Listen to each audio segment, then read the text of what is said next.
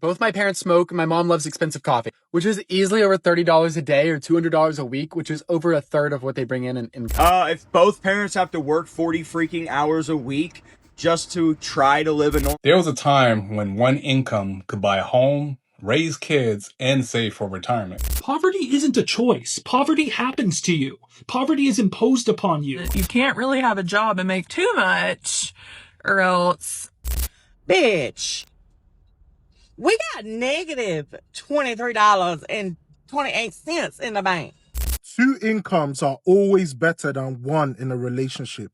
That's why we as men need to make sure that we work 2 jobs so we can take care of our queens. Make sure your wife has 2 jobs so that you have time to be the husband you need to be. 2 people still work full time but don't have any money left at the end of the month. Why are people so quick to call struggling families freeloaders, but not the billionaires who live off everybody else's labor? 2 full-time income should be enough to build a stable life. Why so many Americans are living like they are poor, even if they earning 2 household income? Man, that tells you that time is rough, where it take 4 jobs or 5 jobs in the family household just to survive, have basic necessity in 2025.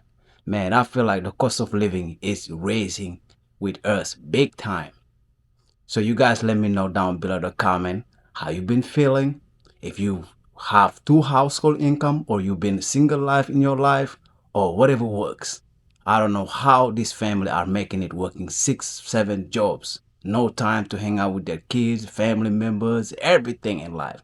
I don't know. You guys let me know down below the comment. And if you are new here, do me a favor. Smash the like button and subscribe and hype me up, hype me up, hype me up. Alright, let's check out this video. Major unpopular opinion. If both parents have to work 40 freaking hours a week just to try to live a normal life, the system's not working. Why are people so quick to call struggling families freeloaders, but not the billionaires who live off everybody else's labor? How is it when a mother is getting $200 a month to feed her kids, people are losing their mind? But when billionaires exploit tax loopholes, pay $0 in federal income tax, take subsidies, and rely on underpaid workers to build their empire, no one calls that freeloading. Billionaires benefit from public roads, public education, taxpayer-funded bailouts, and from workers who help create products that they can't afford. They're living off a system built by everyone else and contributing the least percentage-wise. Maybe the problem isn't the people that are trying to survive, it's the ones who are hoarding more than they'll ever need, while convincing the rest of us to fight each other over scraps. Be honest, how did 2 incomes become the new just getting by in America? There was a time when one income could buy a home, raise kids, and save for retirement. Now, 2 incomes feel like survival mode. Housing is up, groceries are up, insurance is up, childcare is ridiculous, and healthcare, don't get me started with that. Families are working harder than ever, just saving less than ever, and retirement, that's usually when it gets sacrificed first. This is why families need strategy, not just hustle. Not a lot of hours, not just another side gig, but tax-free plans, protected growth, and cash-free systems help families breathe again. They help them build wealth without feeling like they're drowning every month. Comment breathe if you want a step-by-step plan to create margin and build wealth, even in today's economy. Biggest thing my parents do that keep them poor. The biggest is addictive behavior. Both my parents smoke and my mom loves expensive coffee, which is easily over $30 a day or $200 a week, which is over a third of what they bring in income. Comment what you think keeps your friends and family broke. Y'all, the obsession to look rich is so American. I have never clicked stitch on a video so fast in my life. So I think it's really important to be very transparent and open about money. So most of my friends and family know exactly how much I make. And I'd say at least 50% of the time when people see my car, their first question is, why haven't you gotten a new one yet? And don't get me wrong, I'm all about spending money on things that you enjoy and that align with you. And for me, that is not my car. I drive a used 2016 Honda with 130,000 miles, which means it probably has a good 70,000 miles left on it. And the original creator is so correct in that this is an American thing to want to look wealthy, because why is the automatic assumption that the first thing I should do is go out and buy a new car? And this is honestly so much more about the mindset around money as opposed to your income level, because even if you're a high earner, if you're immediately spending everything that you earn and you don't have a healthy relationship with money, it doesn't matter that you're a high earner. 2 incomes are always better than 1 in a relationship. That's why we as men need to make sure that we work 2 jobs so we can take care of our queens. Yeah, this one's definitely getting me older. Is that Pro marriage tip. Remember, a household with 2 incomes is better off than a household with just 1 income. So, make sure your wife has 2 jobs so that you have time to be the husband you need to be. Don't you have work to do? No.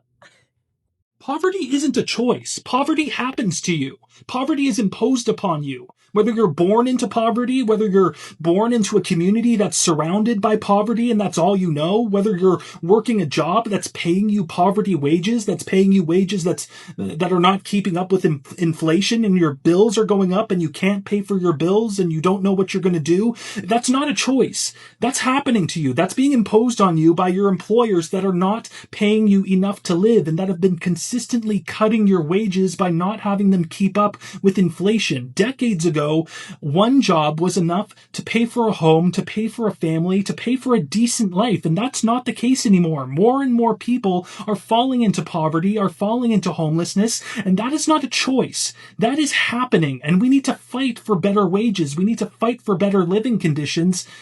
It's not a choice. Okay, families where both the parents work full-time, you literally never catch up on your house. There literally isn't enough room to do it all. And so, like, something's gonna be slacking. Can't be your job, because without money, you will be homeless. Can't be your kids, because you love them. But then all of a sudden, you're like, man, there's been yogurt on the baseboards for 14 days. You can't keep up with it. And it's just like a specific vibe, because, like, when both people are working, it's legit excuse. You're at work. You can't be doing all this stuff. Like, if somebody's at home, it's like regimented. There's order to it, like classical music. My wife and I take care of our house like jazz. Skiddly beep bop, I did the dishes. You start the washer, I'll transfer to the dryer. Shoobity boop boop. There's too much going on to have like, this is always do it the same way. People are like, get a skylight calendar. I'm like, sweetheart, the problem is not a calendar. The problem is the hours in the day. Just keep smushing it open. I need an hour between 4 and 5. This is no shade on like people who have stay-at-home parents. Like, that's amazing. I don't know how you're pulling that off. I'm like, where do you live? The 1970s? How are you affording anything? I'm gonna be honest, I kinda like it. Because there's always something to do. You're never bored. And there's always an excuse if it's not done. Sweetie, I was working. It's the perfect crime. This is how they keep the poor people poor in New Zealand. So we were on working income when I was a student. And when I graduated, I started working. I updated my pay. And they were still giving me weekly payments. And I messaged them like, why am I still getting payments? They said, well, you're still eligible. And then by the end of the financial year, I owed them $6,000. And luckily for me, it's only $6K, but I know people that owe $40,000. And there's no communication between working income and the IRD and your income. It's absolutely a broken system. And you just have people that are struggling, they're wanting assistance, and then they end up in debt. And it's appalling, really. On my way to work, trying not to be late so I can make just enough money to need a second job to actually pay my bills. I don't know what the point of going to college was. What was the point when I have to go back to college again because the stuff that I learned in college is obsolete and nobody hires for those things anymore and systems don't operate the same. So the education that I paid almost 6 figures for is null and void at this point. The average person would have to make about $40 an hour to really survive. $30 an hour to have an apartment and a car and be able to get food, just single, not a family. About $30 an hour is what it would take to actually have a place, a car, and be able to support yourself in this day and age. But actually, it would take about $40 to $50 an hour, or 6 figures, over $100,000, to actually live respectfully, have a nice home, comfortable place to live, a car, be able to pay your bills and eat. And that is if you live modestly. That's not having a 5-bedroom home. That's a 2-bedroom apartment, a reasonable car, eating food that you buy from the store, fruits and vegetables. This isn't eating out. This isn't going to 4-course, 5-course dinners. This is just a standard way of life. When my married friends are like, you should enjoy being single, embrace it. The grass isn't always greener. Okay, maybe not, but I bet the inside of your wallet is. How is that dual income household treating you? Oh, I will never leave my husband because I know it is just so much easier having a 2-income household. Yep. And that is why I insist he have 2 jobs. A wise man once said, 2 incomes is better than 1. So make sure your girl got 2 jobs. Stay up, kings. Do you got a job? Absolutely not. My mom take care of me. We don't zack jobs. We zack food stamps. And I remember when you made 80K to 100K a year, you made it. You made it. And I ain't talking about a long time ago. I'm talking about probably 5 years ago. 5 years ago. You made it. What the fuck is going on now? I can't pay no doctor bill.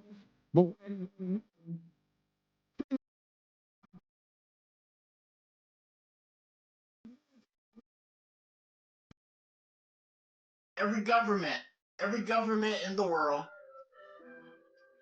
every nation in the world must pay me $999, $999, $999, $999, $999, $999, $999, $999, $999, $999, zillion dollars every year.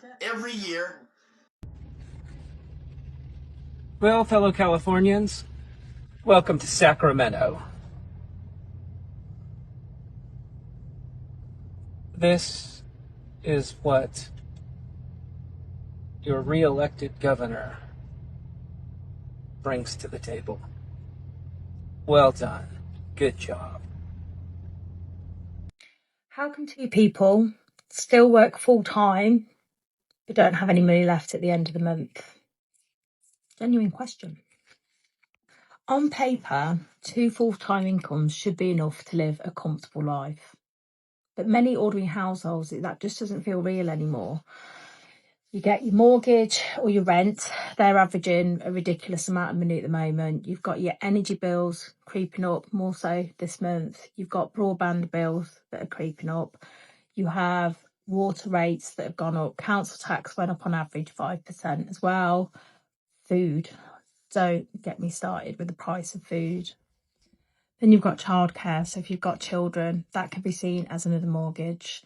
So this is all stuff even before you've had a chance to actually start enjoying life. We've got the school holidays coming up as well. Yes, there's lots of things that you can do for free, but parents are still having to work during that time. Maybe they're paying wraparound care during the school holidays. It's really easy to think that you're doing something wrong. You think back and say, maybe I shouldn't have bought that takeaway. Maybe we should just budget better. But that's not the real problem. What if the cost of ordinary life is simply growing faster than our incomes? And that's what I call the income gap. So the income gap is between what your household brings in versus exactly what it costs to actually live. You aren't failing.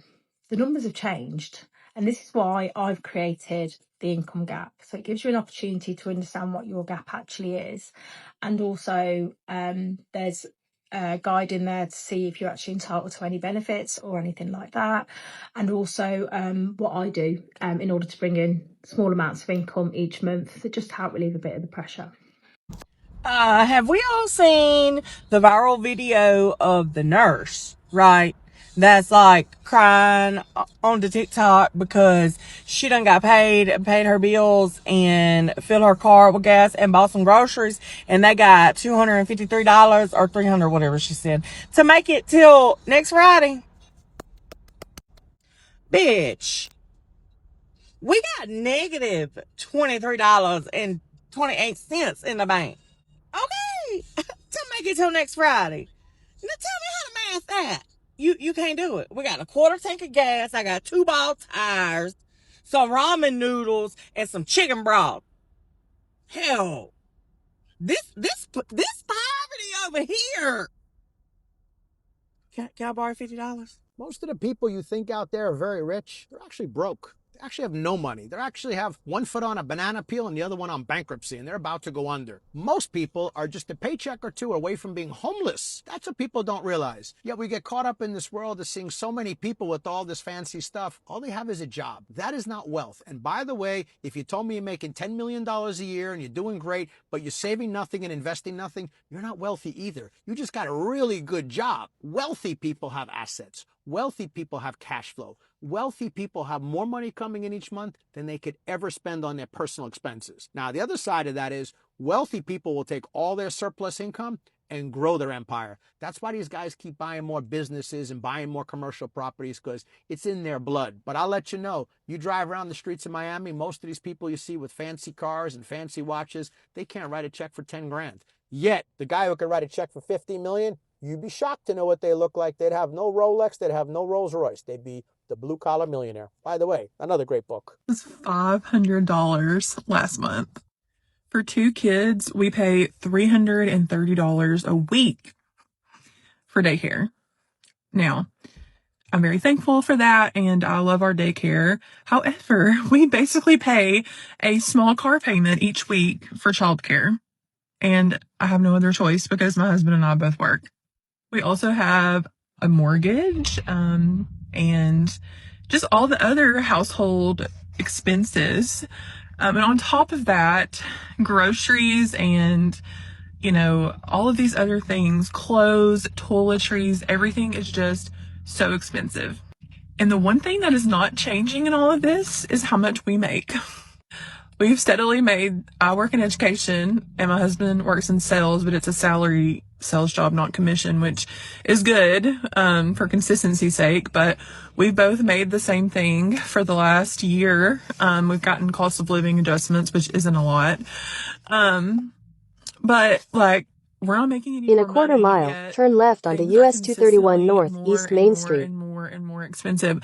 I just don't see how people are making it. My heart goes out to these single parents, these single moms, single dads trying to raise their kids, feed them. Because we all know that if you're trying to get money from the government, you can't really have a job and make too much, or else, At the light, turn left onto US 231 North East Main Street. What do we do? A 2-income household sounds cool until you realize a stranger with values you don't know is raising your children at school. Your kid will become like the person they spend the most time with. So right now, your kid sleeps for 8 hours a day, maybe 10 hours a day based off of how kids sleep. Then they spend an hour with you in the morning. You send them to school to spend 8 hours with people you don't know, you know nothing about. They come home for a couple hours, go to bed, and then do it again. Then you wonder why they're rebelling. You wonder why they're acting a different way. You wonder why they're not aligned with your values in the household. Because they're not spending time learning your values. They're not with you. They're with strangers all day. This is why my wife stays at home and raises our kids, because we both agreed that we would much rather raise our kids on our values and in a system that we have created than sending them away to be raised by other people.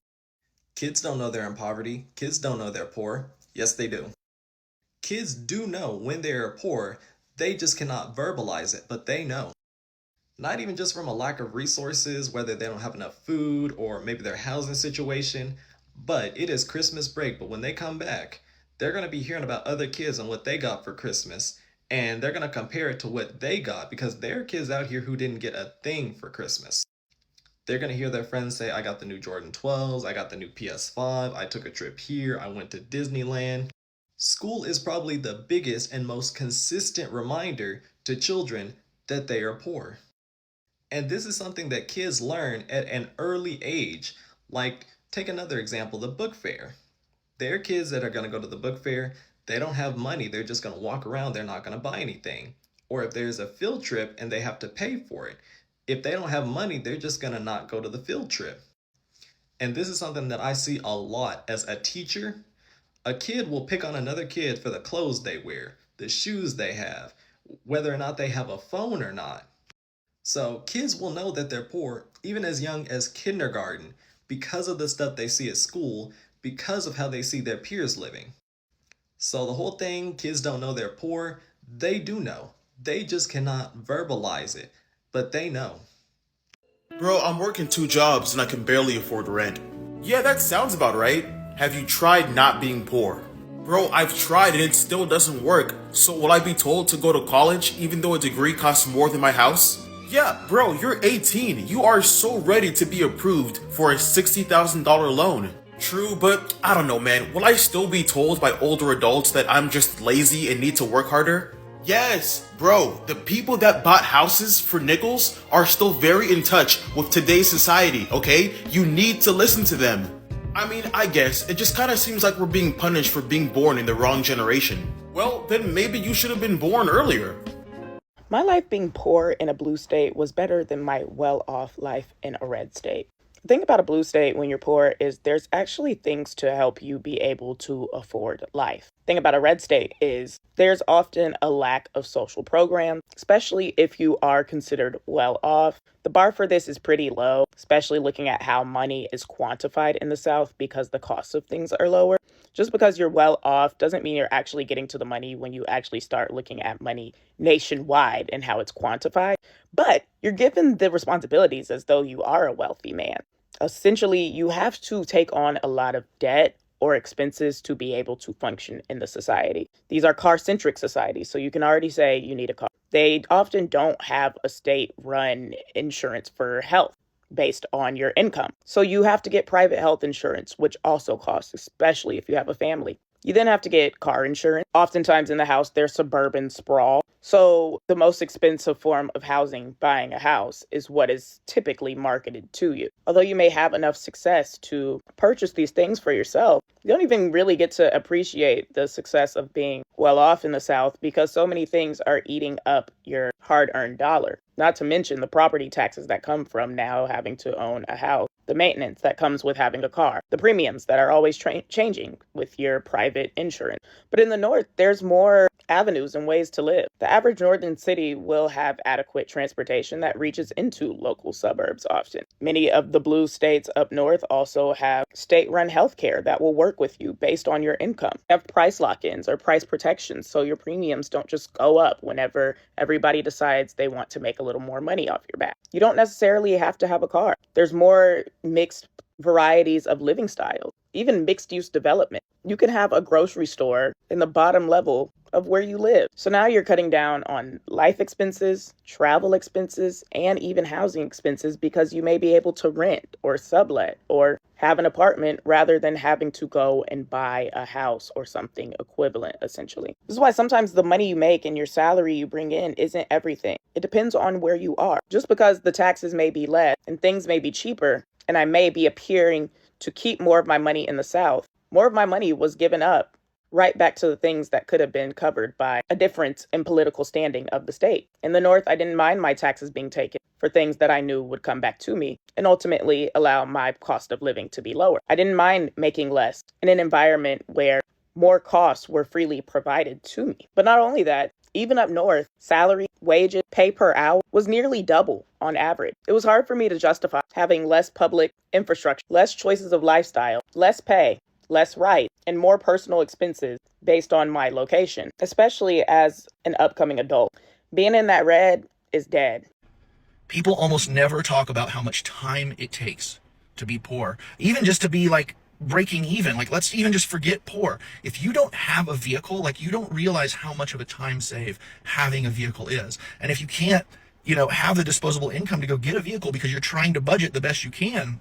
I have a friend that just had to move out of their apartment that was formerly across the street from their job. They now spend 12 hours a week, 48 hours a month sitting on a bus, over 2 hours a day, every single day, for like a 12-mile round trip. This is wasted time. It's like, well, you could read a book or It is wasted time. And people far too often do not ever consider these things when they think about the types of people that have to ride the bus every day. You'll have these chud people that say things like, well, you could go get another job. How are they going to get there when the buses stop running at 9 o'clock at night? They go and they work an 8 to 5 or a 9 to 5 job. What are they supposed to spend $30 taking an Uber back home? How much money do you think these people are making if they can't afford a car? If they're supposed to go get another job, they're supposed to spend $150 a week getting home every day? Like, people genuinely, completely do not use their brains when they're thinking about how expensive it is in money and time to be poor. Poor people waste so much time just fighting for the luxury to still be alive next week. And then you will always have somebody that, get another job. You can just save $10,000 and buy a good car.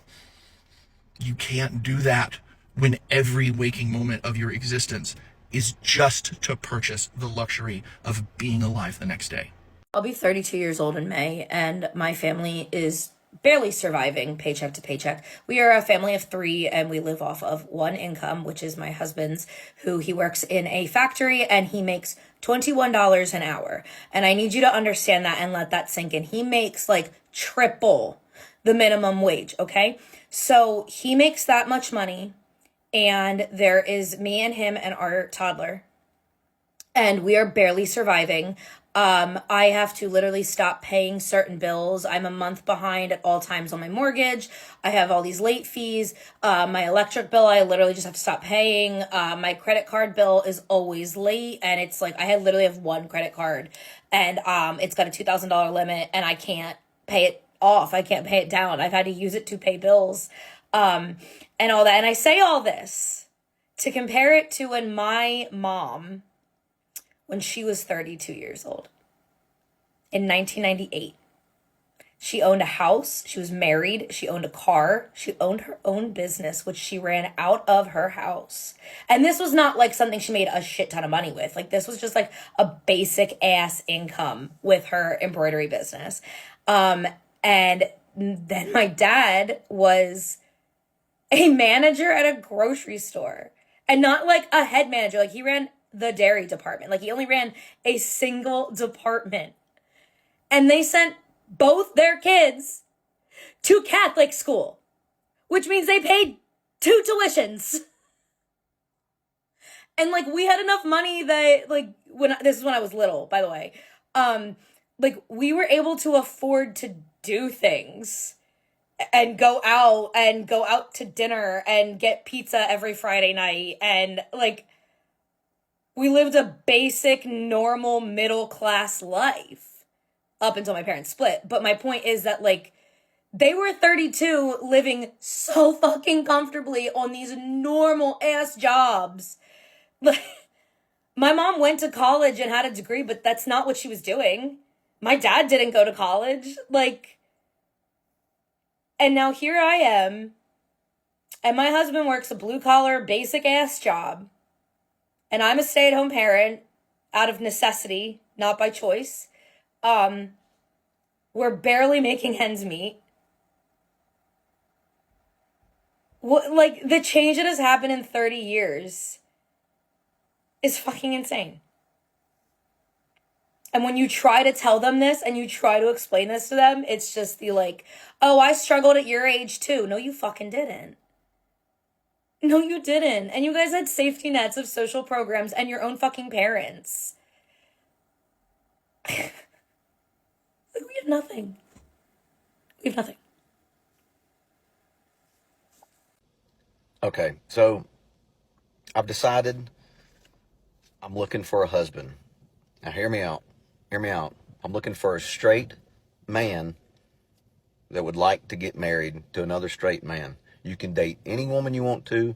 You can have many girls you want to. I don't care. I'll never bitch about it. I don't care. I just want a joint 2-income household. Honestly, I'll remodel the house. I'll make it have 2 master bedrooms. I don't care. And as far as I'm concerned, you can have the master bedroom now. I'll remodel the house and then take it when it's done, because we'll have 2 incomes. We can afford it. A couple things would be nice. It'd be nice if you like had a boat. You know, that'd be cool. But if not, don't care. We'll buy one. You and I, buddy. You and I. We will buy one together. We'll have some nice shit. That's what we're going to do. Guess what? Holidays roll around. You don't have to buy me anything. Nothing. Not for my birthday. Not for Valentine's, Christmas. Nothing. Let's just go have a couple beers. Doesn't that sound nice? Doesn't that sound really, really nice? No bitching. No complaining. Holidays roll around. Let's go get a couple beers. You know? Anything. Anything about you don't have a motorcycle? You could ride one of mine. I don't care. We'll go get you one. We can afford it. It'd be nice if you cleaned up around the house. That'd be cool. But you know what? Don't care. We can get it made. We can afford it. We'll pay a little extra Have her clean topless. Wouldn't that be nice? That'd be nice. Guess what? No bitching. Don't care. You won't care. I won't care. It'd be nice. It'd be nice to have some nice things and not have to deal with all the shit that goes along with a normal marriage. I'm okay with that. I just want the tax benefits. I want the 2-income household and none of the problems that come along with marrying someone of the opposite sex. You can, like I said, date whoever you want to, as many as you want to. You bring them over, guess what? Pow, high five, good for you. She's a pretty girl. Guess what? Pow, high five. She's an ugly girl. Don't kill. Don't care. Kill's a kill. That's the way it works out. Don't care what you do. I don't. Stay out all night long. Drunk as shit. Don't care. Come home whenever you want to. Don't care. Don't come home. Don't care. Don't care. I'm not going to burn your stuff. I'm not going to get jealous. I'm not going to mess with anything. It's just going to be nice, isn't it? Now that you hear me out a little bit, doesn't that sound like, well, you know what? He's got a pretty damn good point. You want to wash car parts in the dishwasher? Don't give a shit. Don't care. I will understand that. But like, you know what? They got to get clean. You got to put them on. It's got to be right before you put that motor back together. Guess what? I'll help you. You know what? I'll do the weed eating. You do the mowing, or vice versa. Don't care. Most of the time, I have to do all of it. All of it. Both as a man, we know we have to do all that shit. Guess what? We'll split it. We'll split it. Or we'll hire a lawn service. We can afford it now. Doesn't that sound nice? You're starting to come around to my side of this, aren't you? Anyways, very soon I got to get my affairs in order, and I'm going to be looking for a husband. So I'll put a post out there. Get with me. No one believes me that having dual income and no kids is a huge hack for building wealth. 2 incomes, 2 sets of expenses, 2 incomes, 2 cars. Basically, people are making the case that if you have 2 people and 2 incomes, it's the same as having 1 person and 1 income. But people are missing the point about it being dual income, no kids, or DINK, as a relationship. If it's you and your friend and your roommates, you're probably not sharing a bed typically. But if you're in a relationship that's romantic, you probably are going to share a bed. If you're married, you probably are going to share a bed. And so you don't have to get an apartment that has 2 bedrooms. You can get an apartment with 1 bedroom and still have 2 incomes. So when I say invest 1 income and spend the other and use that as your way to build wealth, I'm referring to people who have DINK status, dual income, no kids, in a romantic relationship. My husband and I have been doing this the entire time we've been married, and it's caused us to have an entire second income that we can use just as discretionary money for investing, saving, being generous, etc. The reason we started doing this is because when we got married, I was still in school, so we had to do this because it was the way we had to survive. Now that I'm working, we're able to take my entire income and use it for things that we want to pay for. We've also been very intentional about avoiding lifestyle creep, which is where you make more money and then spend more money and then you feel like you have the same amount of money. So now that we make double the money, instead of going out and paying double the rent, we've stayed in the same apartment and negotiated to try to keep our terms still reasonable. In Boston, this meant a 10% increase, but they tried to get us for 40, so a win is a win. These are the types of strategies, specifically avoiding lifestyle creep, that can help you to have, if not your entire income saved, a portion of your second income saved so that you can continue to build wealth. Being a DINK is a superpower, so use it to your advantage. And follow for more. Low-income people have more kids than they can afford because the conservative right and the anti-abortion extremist movement want that to be the outcome. If you have more kids than you can afford, the risk of losing the job over asking for higher pay, it doesn't math out anymore because you can't lose the job. The risk of losing the job or asking for better treatment doesn't math out anymore because you can't lose the job. We do not live in a system with reproductive choice in America. We do not have it. The poorest states in the country are the most conservative and the most extreme in terms of their abortion laws. And this is not a coincidence. Those are also states that happen to have a deep history of slavery. Our economic system was built on an assumption that there would be free labor forever. We are living in a time where people are needing more money to pay their bills. And the right, instead of focusing on helping people feed their families, is putting their attention into anti-abortion work. Why? Because people who have more kids don't have time to ask for more money. And that is better for the pockets of shareholders. So before you spend your time on this app talking about how low-income people are irresponsible because they have more kids than they can afford, you need to take a breath and take a beat and look at what the reality of the world we live in is versus the ideal world. Because, yeah, in an ideal world, somebody who is having more kids than they can afford is being irresponsible. But in the world that we live in, that choice doesn't exist. And that choice is only excluded from women because men can abandon parenthood at any point in time. They don't have the same repercussions that women do when that happens. They have better access to be able to do. They can literally just leave while you're pregnant. And that's your legal responsibility. There's no repercussions for that. If you have a baby and you leave it on the side of the road, you will go to jail. But if you get pregnant and the man leaves you, nothing happens. So low-income women are in a fucking hole, and it's not their fault. The economic structure of our country is designed to benefit dual-income households. Quite literally, 85% of upper middle class earners are married. It's nearly 9 out of every 10 individuals that are considered upper middle class. So distinctively, your barrier to upper middle class is marriage. I say it all the time, imagine having 2 individuals making $150K a year. Y'all conjoin incomes and now you guys have a household of $300,000. You guys literally, by right of marriage, have just upclassed yourselves into the upper class. Quite literally, the thing that could be keeping you behind in life is you trying to tackle all of life's things by yourself. No need for 2 different health plans in the household. You could just have both individuals on one health plan. Lower car insurance costs. Our tax structure benefits married individuals. You literally have a bump down in your tax bracket just off of being married. It's almost safe to say that dual income households are the distinctive factor of an upper middle class or affluent lifestyle and household. Young men, soldiers, listen to me. E1 to E5, maybe even E6. Listen, you cannot afford a stay-at-home wife. You just can't. Stay-at-home mother? Absolutely. That makes sense because childcare is absolutely ridiculous. And most of the time, y'all gonna be moving, so you won't have your village. The kids can't stay with grandma, uncle, auntie, none of that. So it's great for her to stay at home, raise the children, and take care of the household for a period of time. But if all you have is a girlfriend or a wife and she wants to just stay at home doing nothing and living this soft life and this, oh, I ain't got to touch a bill, my man take care of everything, that is the absolute wrong answer. You should not carry the burden of providing everything for the household. You should not carry the burden of carrying all the financial stress or none of that. That woman she don't need to work.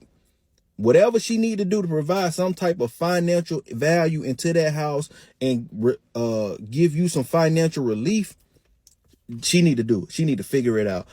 Stop letting social media make y'all feel like women don't supposed to work and all that type of stuff, man. They do. And if you got a woman that don't want to, I'm not telling you what to do. But I will say this, there are plenty of women in the world that would love a hard-working man, and she would love to provide some type of value to that man, some type of relief. I know women like to go with all this delusion of, oh, I ain't got to work. Why you don't got to work? Because I'm my man's therapist. I'm my man's chef. I'm my man's porn star. All that bullshit, man. Listen, none of that. You falling for, you a fool.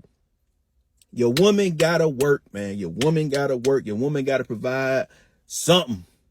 That's all I'm saying, man. Do not let love put you in debt. Do not let love stress you out. Do not let love have you doing all this while this woman staying at home doing nothing.